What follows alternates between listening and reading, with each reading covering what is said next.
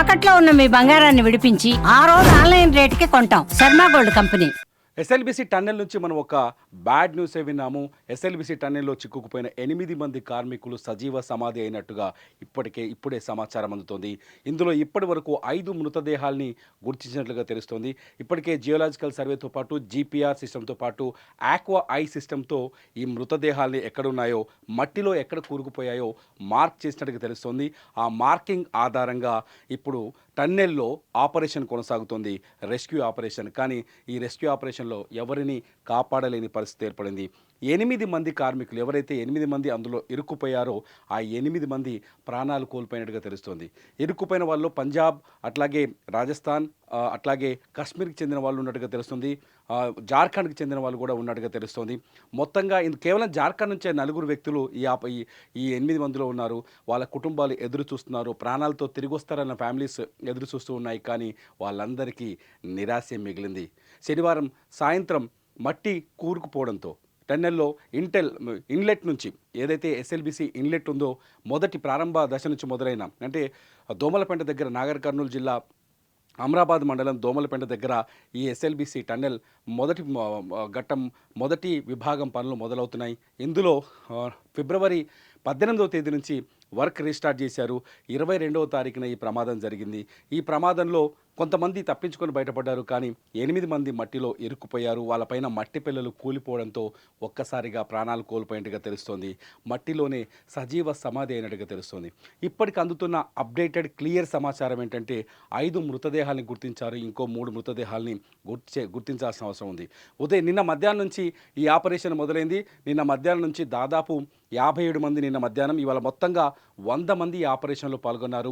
ఉదయం నుంచి మట్టిని తవ్వి బయట పోస్తూ ఉన్నారు. అందులో ఉన్న ట్రైన్, ఏదైతే చిన్నపాటి ట్రైన్ ఉందో ఆ ట్రైన్లో మట్టిని తీసుకొచ్చి బయటకు తీసుకొస్తున్నారు. మట్టిని తీసుకొచ్చి బయటకు తరలిస్తున్నారు.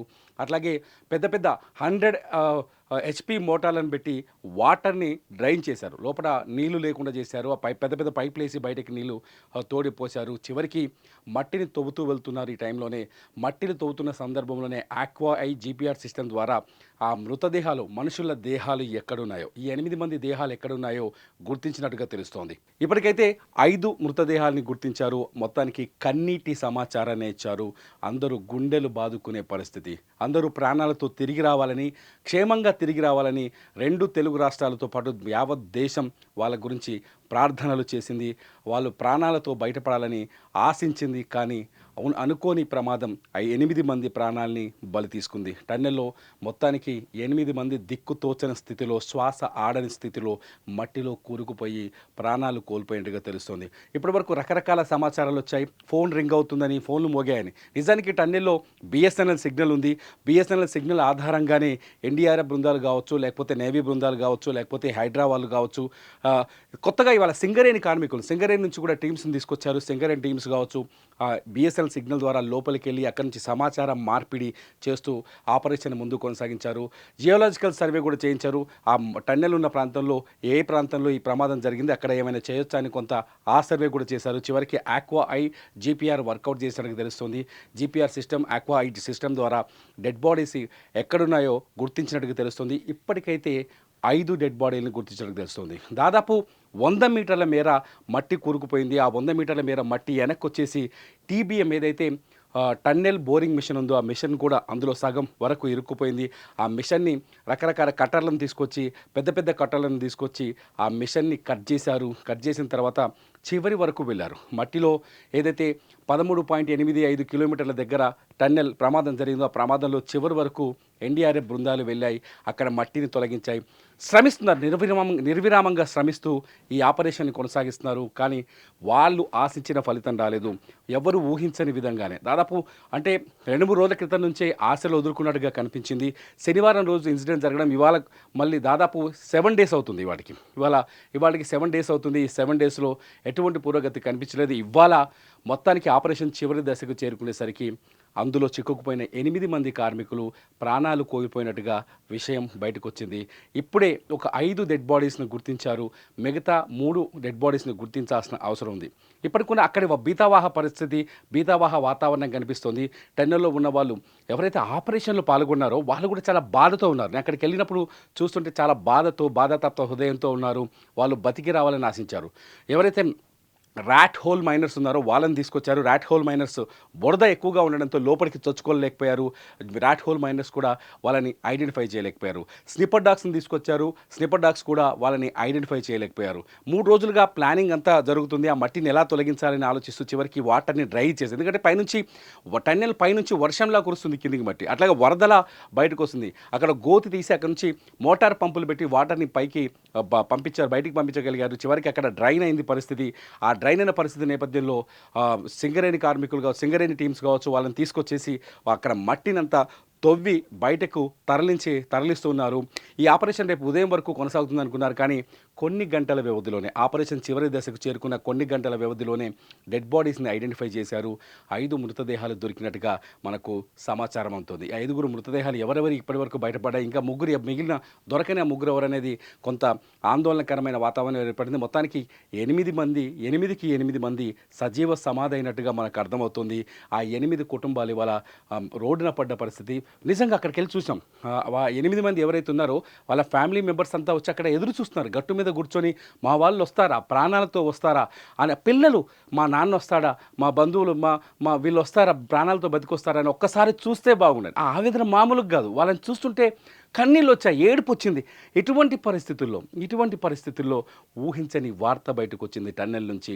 టన్నెల్లో ఉన్న ఎన్జీఆర్ఐ బృందాలు ఎవరైతే ఆపరేషన్లో పాల్గొన్నారో అందులో ఎక్కువ మంది తెలుగు వాళ్ళే ఉన్నారు. ఎన్జీఆర్ఐ టీంలో కూడా వాళ్ళు కూడా బాధతో ఈ విషయాన్ని ఇప్పుడే బయటకు చెప్పారు. డెడ్ బాడీస్ ఒక 5 డెడ్ బాడీస్ని గుర్తించాం, ఇంకో 3 డెడ్ బాడీస్ని గుర్తించాల్సిన అవసరం ఉంది. మట్టిలో పూర్తిగా కూరుకుపోయినాయంట డెడ్ బాడీస్ అంతా. లోపల మట్టి వచ్చి పడిపోయింది కదా. దాదాపు 9.2 మీటర్ల వ్యాసంతో ఉంది, వెడల్పుతో ఉంది ఆ టన్నెల్. ఆ 9.9 మీటర్లో ఒక్కసారిగా ఒక 40 ఫీట్ల వరకు మట్టి వచ్చి పడ్డదంటే దాని బరువు అక్కడ పరిస్థితిని అర్థం చేసుకోవచ్చు. ఇంకొకటి బయట నుంచి వాళ్ళకి వెదర్ని ఈక్వల్ చేయడం కోసం వీట్యూబ్ ఒకటి అరేంజ్ చేస్తారు. ఆ వీట్యూబ్ ద్వారా లోపలికి గాలిని పంపు చేస్తారు. అక్కడ పనిచేసే చోట ఒక వాతావరణం, అంటే బయట ఉన్న వాతావరణమే కల్పించే ప్రయత్నం చేస్తారు, వెంటిలేషన్ ఇస్తారు. కానీ ఆ పైప్ కూడా పగిలిపోయి విరిగిపోయింది. దాన్ని మళ్ళీ కొంత సెటరైట్ చేసినప్పటికీ కూడా వాళ్ళని కాపాడలేకపోయారు. వాళ్ళకి శ్వాస అందించడానికి కానీ రకరకాల ప్రయత్నాలు చేశారు, అన్ని రకాల ప్రయత్నాలు చేశారు. ఏ ప్రయత్నము ఫలించలేదు. ఆ మిషన్ టీఎంపీ ఏదైతే టీబీఎం ఉందో, టన్నెల్ బోరింగ్ మిషన్లో వాళ్ళు ఉంటారేమో, అందులో ఉంటే ప్రాణాలతో బయటపడతారేమో. గతంలో వయనాడులో చాలామంది మట్టి పొరల కింద పైకి చేతులు పెట్టి ఉండి కొంతమంది ప్రాణాలతో బయటపడ్డారు. అటువంటి సిచ్యువేషన్ ఇక్కడ జరుగుతుందేమని అందరూ ఆశించారు. కానీ ఊహించని వార్త ఇది, ఖచ్చితంగా మరణ వార్త. ఈ మరణ వార్తే మనకు తెలిసింది. ఇందులో 8 మంది సజీవంగా సమాధి అయిపోయినట్టుగా తెలుస్తోంది. మిగతా 3 మృతదేహాల కోసం వెతకడం తప్ప ఇంకా వేరే ఆశ ఏమీ కనిపించట్లేదు. 8 మంది ఇప్పటికైతే సజీవ సమాధి అయ్యారని తెలుస్తుంది. 5 మృతదేహాల్ని సిస్టమ్ ద్వారా, ఏదైతే ఆక్వా ఐ సిస్టమ్ ఉందో ఆ సిస్టమ్ ద్వారా, జీపీఆర్ సిస్టమ్ ద్వారా గుర్తించారు. ఆ 5 మృతదేహాల్ని తొలుత బయటకు తీసే ప్రయత్నం చేయబోతున్నారు. అక్కడ ఒక్కసారిగా కన్నీటి వాతావరణం ఏర్పడింది, బీతావాహ వాతావరణం ఏర్పడింది. ఒక విషయం చెప్పను, ఇక్కడ దేశవ్యాప్తంగా ఉన్న మీడియా ప్రతి ఒక్కరు అక్కడికి వచ్చారు. అక్కడికి వెళ్ళి చూసినప్పుడు తమిళనాడు మీడియా వచ్చింది, కర్ణాటక మీడియా వచ్చింది, హిందీ నుంచి నేషనల్ మీడియాలో ఉన్న ప్రతి ఒక్కరూ అక్కడికి వచ్చారు. ఏం జరుగుతుంది, వాళ్ళని ఎలా కాపాడతారంటూ అందరూ ఉత్కంఠ భరిత వాతావరణంలో ఎదురు చూస్తూ వచ్చారు. జేపీ గ్రూప్ అధినేత వచ్చారు, అక్కడ పరిస్థితిని దగ్గరుండి పరిశీలించారు. వాళ్ళు బతికితే చాలు, వాళ్ళు బతకాలి, వాళ్ళు ప్రాణాలతో బయటపడాలని అందరూ ఆశించారు. కానీ ఎవరి ఆశ ఫలించలేరు, ఎవరి ప్రార్థన ఫలించలేదు. టన్నెల్లో 8 మంది సజీవ సమాధి అయినట్టుగా మనకు అర్థమవుతుంది. 5 మృతదేహాలు అయితే గుర్తించారు, ఇంకో 3 మృతదేహాల్ని గుర్తించే అవకాశం కనిపిస్తుంది. ఇది ఇప్పటికున్న అప్డేట్. మొత్తానికైతే ఎవరైతే వాళ్ళ కుటుంబాలు బాధతో కన్నీటితో రోధిస్తున్నారో వాళ్ళకి సానుభూతి తెలపడం తప్ప ఇప్పుడు మనం ఏమీ చేయలేని పరిస్థితి ఏర్పడింది. మొత్తంగా చాలా రోజుల పాటు పెండింగ్లో ఉన్న ఎస్ఎల్బీసీ టన్నెల్ మొదటి భాగంలో పనులు ప్రారంభించారు. 4 రోజుల తర్వాత ఈ పనులు ప్రారంభమైనాయి. కానీ వాతావరణం కానీ భౌగోళిక పరిస్థితులు కానీ లోపల అనుకూలంగా లేకపోవడం వల్ల, మట్టి పిల్లలు ఒక్కసారిగా కూలిపోవడం వల్ల అనవసరంగా ఆ 8 మంది ఇవాళ బలైపోయారు. మొత్తంగా టన్నెల్ నిజంగా ఆ టన్నెల్ పూర్తయితే ఎంతోమందికి లబ్ధి చేకూరుతుంది. కొన్ని లక్షల ఎకరాలకి సాగునీరు అందుతుంది. హైదరాబాద్కి తాగునీరు అందుతుంది. చాలా దూరదృష్టితో మొదలుపెట్టిన ఈ ప్రాజెక్టులో ఊహించని ఈ ఉపద్రవం అందరికీ తీరని బాధని మిగిల్చింది.